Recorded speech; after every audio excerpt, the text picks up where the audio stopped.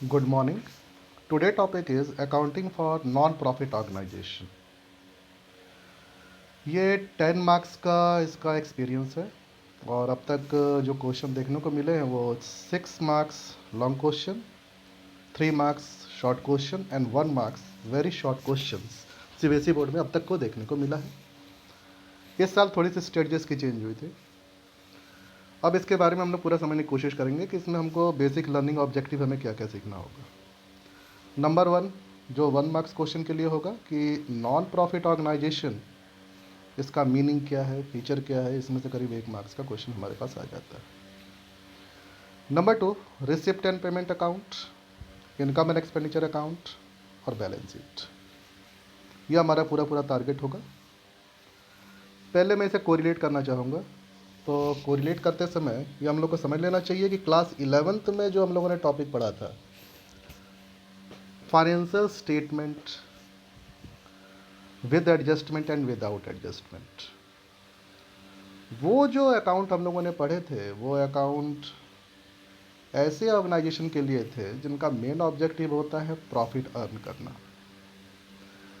और अब 12th class में जो दिया गया है वो है कि प्रॉफिट जो नहीं अर्न करना चाहते हैं, यानी कि ऐसे कई सारे ऑर्गेनाइजेशन होते हैं जिनको प्रॉफिट अर्न करना उनका ऑब्जेक्टिव नहीं होता, उनका ऑब्जेक्टिव होता है वेलफेयर। लेकिन क्योंकि उसमें इनकम होगा, कुछ ना कुछ एक्सपेंसेस होगा, तो उसका तो हम लोग को हिसाब रखना ही पड़ेगा। तो इसीलिए उनके लिए जो अकाउंट तैयार होगा वो यहाँ बताया जाएगा आप लोग को।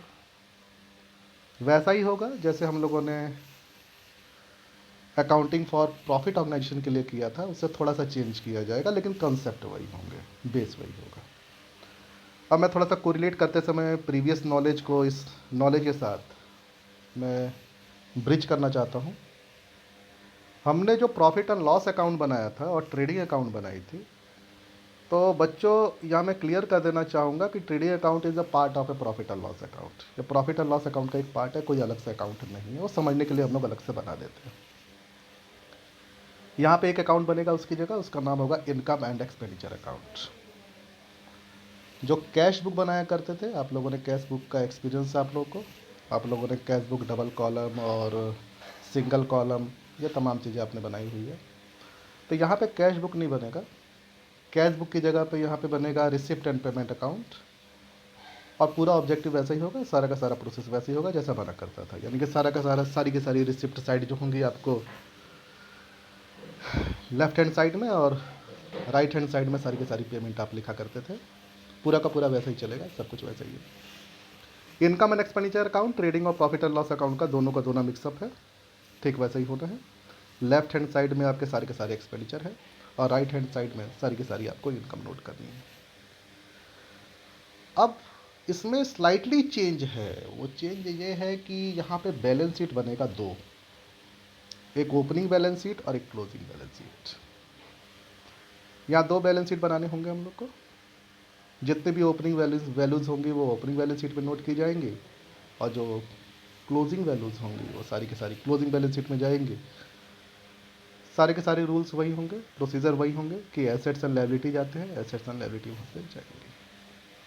तो ये पूरा का पूरा इसका इंट्रोडक्शन हो गया हमारे पास, हम समझ चुके हैं। इंट्रोडक्शन में मैं एक बार फिर से रिवाइज़ कर देना चाहता हूँ कि हमने क्या इसको समझा है।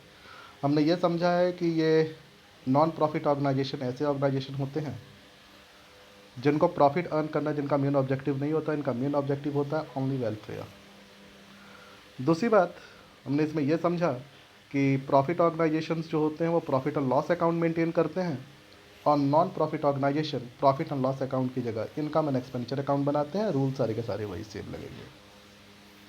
दूसरी बात हमने इसमें यह समझा कि कैश बुक बनाई जाती है प्रॉफिट ऑर्गेनाइजेशन में, और नॉन प्रॉफिट ऑर्गेनाइजेशन में कैश बुक की जगह बनाया जाता है रिसिप्ट एंड पेमेंट अकाउंट। सारे के सारे रूल वही फॉलो होते हैं, रूल में कोई अंतर नहीं है क्योंकि बोथ आर अकाउंट्स। थर्ड, हम लोग बैलेंस शीट एक बनाते थे साल के अंत में, जो कि क्लोजिंग बैलेंस शीट मान लिया जाए यदि, तो यहाँ पे दो बैलेंस शीट बनेंगी, opening balance sheet and closing balance sheet. ये देखना होगा। अब दूसरी बात कि इनकम एंड एक्सपेंडिचर अकाउंट और प्रॉफिट एंड लॉस अकाउंट के बारे में बात किया जाए, प्रॉफिट एंड लॉस अकाउंट में जब हम लोग का प्रॉफिट आता था, यानी कि इनकम जब जब credit side more than the debit side, then balance will be the profit, और हमको उसको कहते थे कि नेट प्रॉफिट है। इसी तरीके से जब इनकम एंड एक्सपेंडिचर अकाउंट बनाया जाएगा तो उसमें जहाँ नेट प्रॉफिट आता था वहाँ पे आएगा सरप्लस। तो सरप्लस क्या हुआ? Surplus when the income is the more than expenditure. जब इनकम एक्सपेंडिचर से ज़्यादा हो जाएगी तो जो बैलेंस निकलेगा उसको हम लोग सरप्लस कहेंगे। और just opposite, when expenditure is more than income, तो जो बीच का बैलेंस आएगा उसको डेफिसिट कहेंगे। और प्रॉफिट एंड लॉस अकाउंट में इसको नेट लॉस कहा जाता था। तो एक तो ये चीज़ें हो गई इसमें। तो आप लोग मेरे ख्याल से अच्छी तरह से समझ गए होंगे कि नॉन प्रॉफिट ऑर्गेनाइजेशन और प्रॉफिट ऑर्गेनाइजेशन में थोड़ा सा अंतर है। रूल्स वही हैं, अकाउंट्स अलग अलग हैं, बिकॉज दोनों का नेचर अलग है, क्योंकि दोनों अलग अलग चीज़ें हैं। अब देखते हैं कि इनकम एंड एक्सपेंडिचर अकाउंट के बारे में डिस्कस करेंगे। Receipt and payment account just वैसा ही है जैसा कि हमारा ये हुआ करता था, आपका कैश बुक हुआ करता था। पूरा का पूरा सारे के सारे रूल्स वही के वही फॉलो होते हैं इसमें। अब इनकम एंड एक्सपेंडिचर अकाउंट के बारे में ध्यान दिया जाएगा। बच्चों, इनकम एंड एक्सपेंडिचर अकाउंट, इसमें एक इनकम साइड है। इनकम साइड हमारी यानी कि जो प्रॉफिट एंड लॉस अकाउंट में जो क्रेडिट साइड हुआ करती थी, यानी कि राइट हैंड साइड हुआ करती थी। और एक एक्सपेंडिचर साइड है, यानी कि इसको हम डेबिट साइड कहेंगे। जरा भी इस बात से कंफ्यूज ना हो कि इनकम एंड एक्सपेंडिचर कहा गया है तो इनकम पहले आ रहा है और एक्सपेंडिचर बाद में रहा है, ऐसा कुछ भी नहीं है। फर्स्ट साइड एक्सपेंडिचर है, सेकंड वाली साइड हमारी इनकम है, यानी कि लेफ्ट हैंड साइड हमारी एक्सपेंडिचर है और राइट हैंड साइड हमारी इनकम है। तो ये इनकम एंड एक्सपेंडिचर अकाउंट हुआ। अब कुछ हम लोग को ये समझ लेना चाहिए कि इनकम कौन कौन से होते हैं। मेरे ख्याल से फॉर्मेट आप लोग समझ चुके हैं। इनकम एंड एक्सपेंडिचर अकाउंट का फॉर्मेट एकदम प्रॉफिट और लॉस अकाउंट के फॉर्मेट की तरह ही है।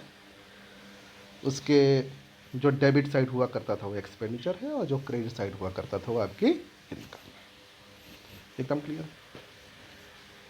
अब क्योंकि यह एक बिजनेस तो है नहीं, यह एक ऑर्गेनाइजेशन है। अब यह ऑर्गेनाइजेशन है तो इस ऑर्गेनाइजेशन को चलाने के लिए कुछ ना कुछ इनकम तो चाहिए, और जब ये चलेगी तो कुछ ना कुछ एक्सपेंडिचर होगा, यानी कि इसको पूरा का पूरा रन करना होगा।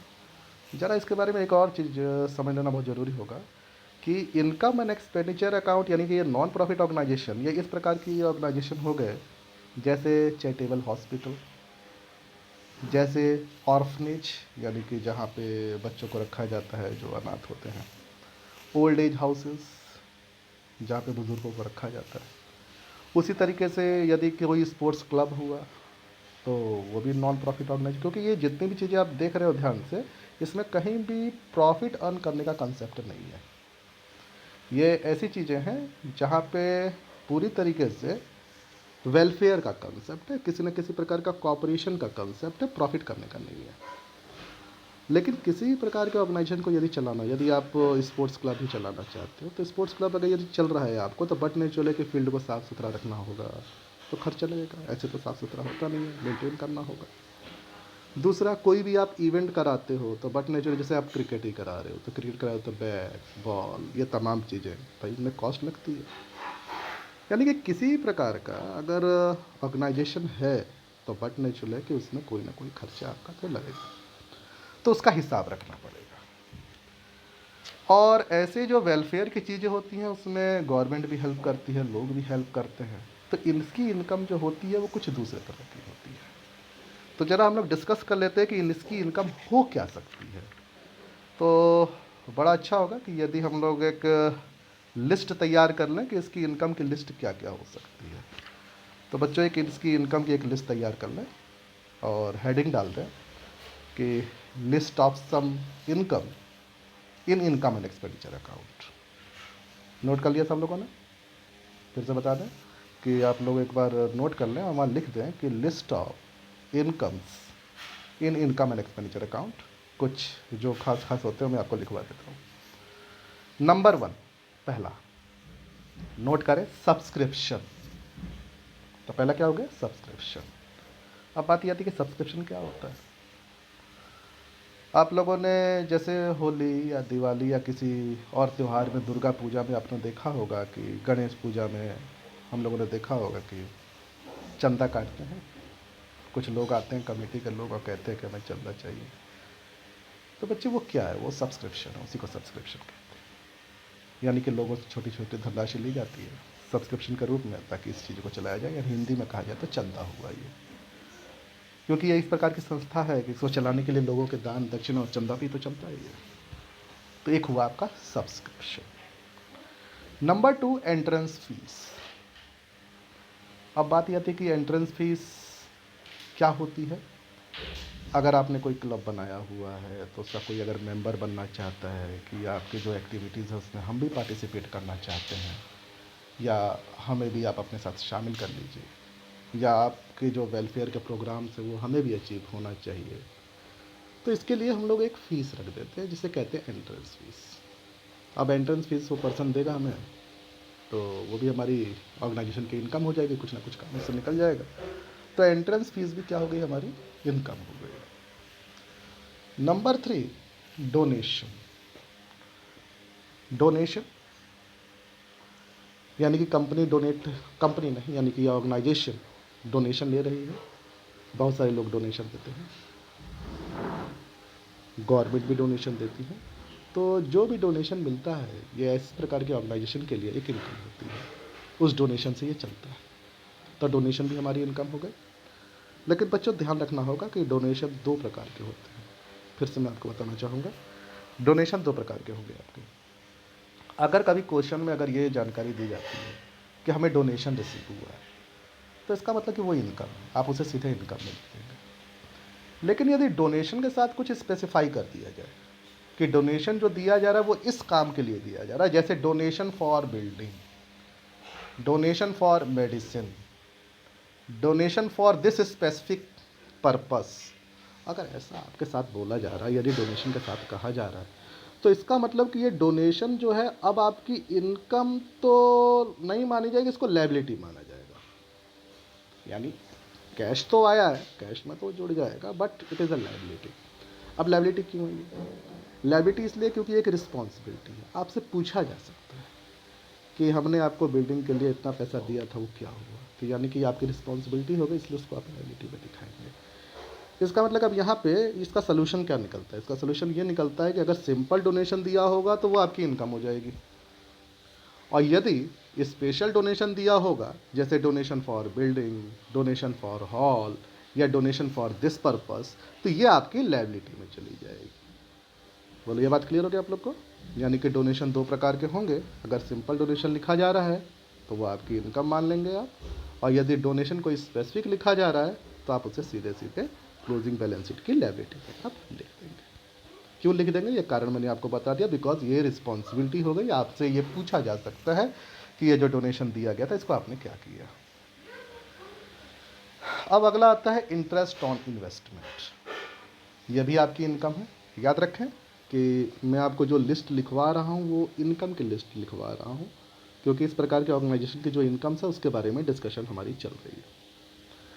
तो इंटरेस्ट ऑन इन्वेस्टमेंट, अब डोनेशन हमको मिलता है, सब्सक्रिप्शन हमको मिलता है, एंट्रेंस फीस हमको मिलता है, तो ज़रूरी नहीं कि सारे के सारे पैसे जो होंगे, जो भी एक कैश आ रहा है, ये वो एक ही बार एक्सपेंसेस हो जाए, क्योंकि इसका काम तो चैरिटी करना है।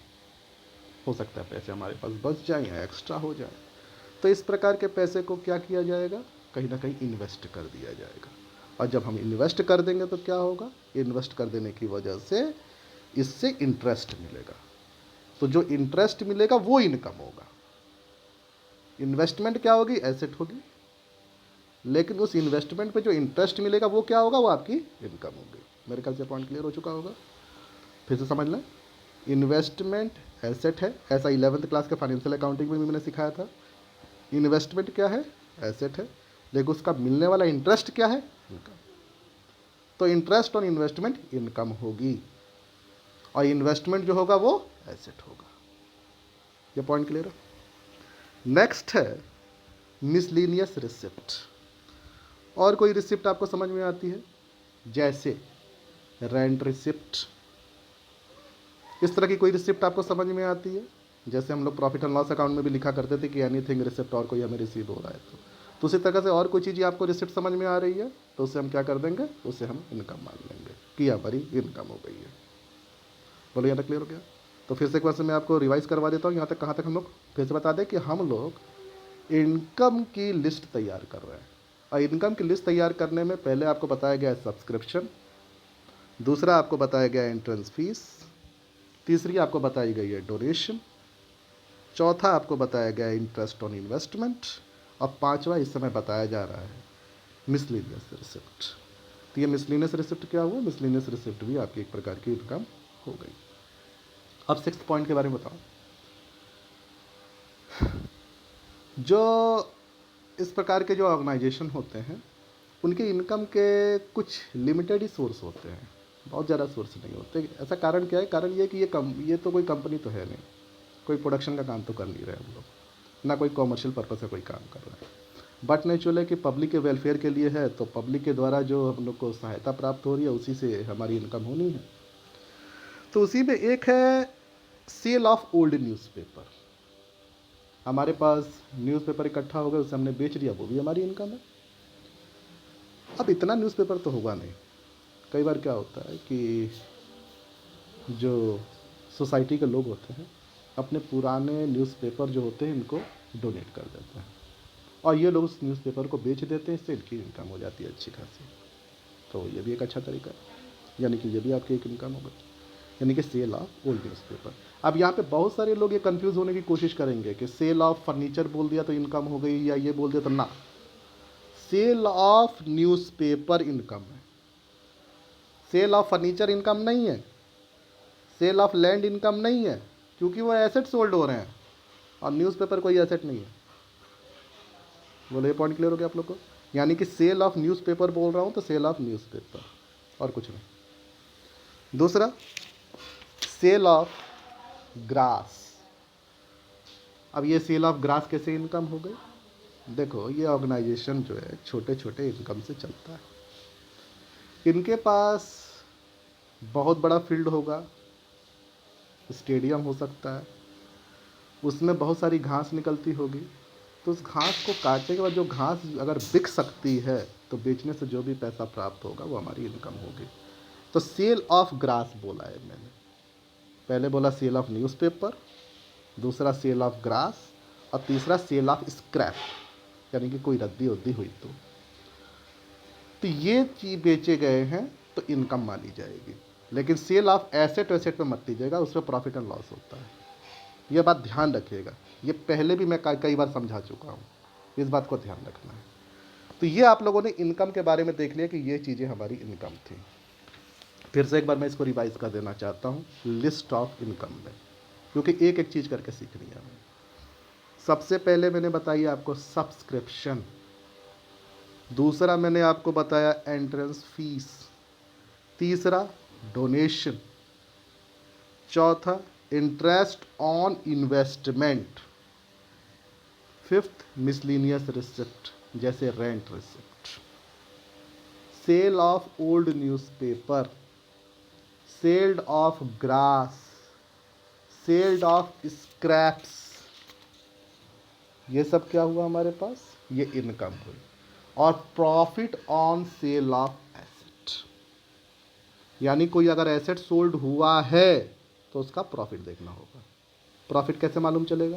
कि कितने रुपए का एसेट था और कितने रुपए में सेल हुआ, इससे हमें प्रॉफिट मिल सकता है। जैसे फॉर एग्जांपल बोला जा रहा है कि 3000 का एसेट था, 5000 में बिक गया, तो इनकम कितनी हुई? 2000 इनकम हुई। बोलो ये पॉइंट क्लियर हो गया आप लोग को? अब कुछ आपको एक्सपेंडिचर्स बताए जा रहे हैं, एक्सपेंसेस, उसकी लिस्ट के बारे में आप नोट करेंगे। तो हेडिंग डालेंगे आप list of some expenses of income and expenditure account. मैं फिर से बोलता हूँ, list of some expenses of income and expenditure account. आप इसे नोट करने वाले। नंबर 1, जैसे एक्सपेंसेस हुआ करता था सैलरी। सैलरी क्या है? एक्सपेंसेस है। अब कोई पूछेगा सर वेजेस आएगा तो क्या लिखूंगा? वेजेस भी आपका एक्सपेंसेस है। फिर आपके मन में ये डाउट हुआ कि सर उसको तो हम ट्रेडिंग अकाउंट में लिखते थे, तो यहाँ पे ट्रेडिंग अकाउंट और प्रॉफिट एंड लॉस अकाउंट दोनों के लिए एक ही अकाउंट बन रहा है, that is the income and expenditure account. तो वेजेस भी एक्सपेंसेस, सैलरी भी एक्सपेंसेस। उसका से रेंट पेमेंट हुआ है तो एक्सपेंसेस, रिसीव हुआ है तो इनकम। इंश्योरेंस प्रीमियम तो बट नहीं चले इंश्योरेंस का प्रीमियम हम पेमेंट ही करेंगे, रिसीव तो होने चला क्योंकि हमारी कंपनी कोई इंश्योरेंस तो कराती नहीं है। तो इंश्योरेंस प्रीमियम पेमेंट है, एक्सपेंसेस होगा। प्रिंटिंग एंड स्टेशनरी हमेशा एक्सपेंसेस होता है, ये आपको याद आ रहा होगा। ऑनोरियम, अब ये ऑनोरियम क्या होता है, ये कैसा एक्सपेंसेस है, जरा इसके बारे में समझेंगे। जो वेलफेयर ऑर्गेनाइजेशन होते हैं, यहाँ पे समय समय पे बहुत सारे आयोजन होते रहते हैं, जिसमें ऑनर के लिए किसी न किसी गेस्ट को बुलाया जाता है। जैसे हमारे स्कूल में भी अगर हुआ एनुअल डे हुआ तो गेस्ट आएंगे, या कोई भी फंक्शन होता है तो आपने किसी प्रकार का फंक्शन अपने कहीं पे भी देखा होगा तो वहाँ गेस्ट आएंगे। तो जो फंक्शन होगा तो जब गेस्ट आएंगे तो गेस्ट के ऑनर पे कुछ ना कुछ तो खर्च करना होगा। जैसे आपने देखा होगा कि उन फूल का बुके दिया गया तो भाई इस पर खर्चा तो लगा, प्लस उनको जो कुछ भी स्नैक्स या उनको ब्रेकफास्ट कुछ भी अगर दिया होगा उस पर खर्चा तो लगा। तो ऑनर देते समय कुछ ना कुछ खर्चा लगा वो, हाँ, तो ये सारे के सारे खर्चे हो गए। तो ये जो एक्सपेंसेस हैं, यानी कि ऑनोरियम भी क्या हो गया आपका एक एक्सपेंसेस, और इस एक्सपेंसेस को भी आपने क्या कर लिया, नोट कर लिया। बोलो ये क्लियर हो गया आप लोग को, सारे एक्सपेंसेस आपको क्लियर थे। ऑनोरियम क्या एक्सपेंसेस है मैंने आपको बता दिया, ये आपका एक्सपेंसेस हो गया। उसके बाद से आता है डेप्रिसिएशन, ये आप अच्छी तरह जानते हैं कि डेप्रिसिएशन इज द एक्सपेंसेस। फिर loss on sale of asset, it is also expenses, पहले से आप लोग अच्छी तरह जानते हैं कि ये एक एक्सपेंसेस है। कैसे निकाला जाएगा, एकदम क्लियर है कि जब क्वेश्चन में बोला जाएगा कि इतने रुपए का एसेट है, इतने रुपए का सोल्ड हो गया है, तो जो एसेट हमारा सोल्ड हो गया है तो बट नेचुरल है कि उसके बीच का जो अंतर आएगा यदि कम में हुआ है तो हमारा लॉस है।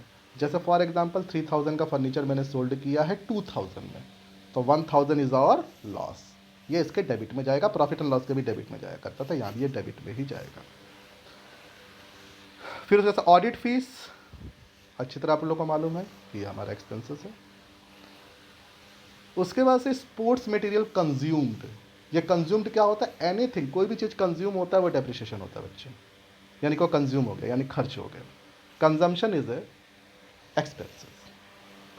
अब कैसे कंजम्पशन इज एक्सपेंसेस हुआ, क्योंकि देखो बेटा पहले क्या होता था कि हम ट्रेडिंग अकाउंट जब बनाते थे तो वहाँ पे हम लोग दिखा लेते थे ओपनिंग स्टॉक प्लस परचेज और क्लोजिंग स्टॉक क्रेडिट में लिख देते तो ऑटोमेटिक माइनस हो जाया करता था, तो वो एक्सपेंसेस ही था। तो वैसे ही यहाँ पे भी ये एक्सपेंसेस ही है, यानी कोई भी चीज़ अगर मान लीजिए ये क्वेश्चन, हाँ, तो जो यहाँ तक का होगा वो आप समझ लें, कोई क्वेरीज होगी तो वो आप हमसे पूछ लें। यानी कि ठीक उसी तरीके से, कैसे, जैसे वहाँ आपको सिखाया गया था कि पहले ट्रेडिंग अकाउंट, फिर आपको सिखाया गया था प्रॉफिट एंड लॉस अकाउंट, फिर आपको सिखाई गई थी बैलेंस शीट, उसके बाद से आपको सिखाया गया था एडजस्टमेंट। तो वहाँ यहाँ पे क्या है, ट्रेडिंग और प्रॉफिट एंड लॉस अकाउंट के लिए एक ही अकाउंट तैयार हो रहा है। वो तैयार कौन सा हो रहा है, इनकम एंड एक्सपेंडिचर अकाउंट। तो पहले मैंने आपको मीनिंग बताने के बाद इनकम एक्सपेंडिचर अकाउंट के इनकम में क्या आना है, एक्सपेंडिचर में क्या आना है, यह मैंने आपको बता दिया, इसको मैंने आपको नोट करवा दिया, आप इसको नोट कर लेंगे। फिर कुछ बैलेंस शीट के आइटम को टच करेंगे डे 2 पे, और डे 2 पे टच करने के बाद से फिर हम उसकी एडजस्टमेंट को सीखेंगे। एडजस्टमेंट को सीखने के बाद से हम लोग न्यूमेरिकल्स लगाएंगे, तब जाकर ये हमारा टॉपिक क्लियर हो जाएगा। तो यहाँ तक की चीज़ों को आप पूरी तरह से रिवाइज कर लेंगे और अच्छी तरह से समझ लेंगे, और जो नहीं आएगा उसको एक बार कमेंट में डाल देंगे तो हम उसको समझ जाएंगे और उसके वजह से उसको डिस्कस कर लिया जाएगा। तो यहाँ तक आप समझ लें और बुक में भी एक बार रिवाइज कर लें, फिर नेक्स्ट डे हम लोग इसके आगे बढ़ेंगे। तो डे 1 तक का यहाँ तक कंप्लीट है, यहाँ तक आप जरूर कर लें। ओके बच्चों, थैंक यू।